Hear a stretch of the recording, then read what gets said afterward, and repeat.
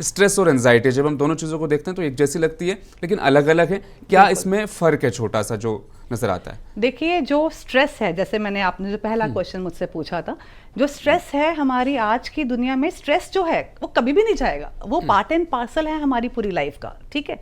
लेकिन स्ट्रेस आता है जब एक हमारा एक्सटर्नल ट्रिगर होता है। अब जैसे वो एक्सटर्नल ट्रिगर निकल जाएगा, हमारा स्ट्रेस भी चला जाएगा। जैसे मैंने आपको बोला कि मेरा आज एक प्रेजेंटेशन है या मुझे एक मीटिंग अटेंड करनी है, बोर्ड मीटिंग अटेंड करनी है, तो वो स्ट्रेस रहेगा कि मैं वो ठीक से कर रही हूँ कि नहीं कर रही हूँ, सामने वाला का रिस्पॉन्स कैसा रहेगा। पर जैसे वो मेरा मीटिंग खत्म हुआ, मेरा स्ट्रेस चला जाएगा, ठीक है। अभी ये चीज़ हो गया। अभी दूसरी चीज़ जो हमने देखनी है कि जो स्ट्रेस है वो थोड़ी देर के लिए शॉर्ट लिव्ड भी होता है, क्रॉनिक भी होता है, ठीक है।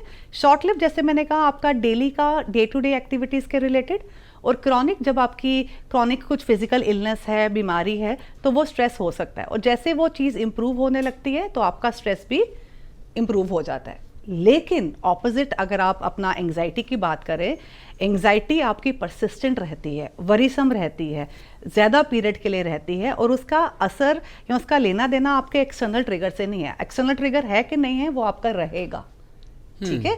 तो स्ट्रेस आपका एक्सटर्नल ट्रिगर निकल जाएगा तो वो निकल जाएगा, ठीक है। लेकिन एंग्जाइटी में अगर आपका वो ट्रिगर नहीं भी है तो भी कंटिन्यूसली रहेगी, यस, ठीक है। And it is for a longer period, and apart from that आपका फंक्शनैलिटी को असर करेगा।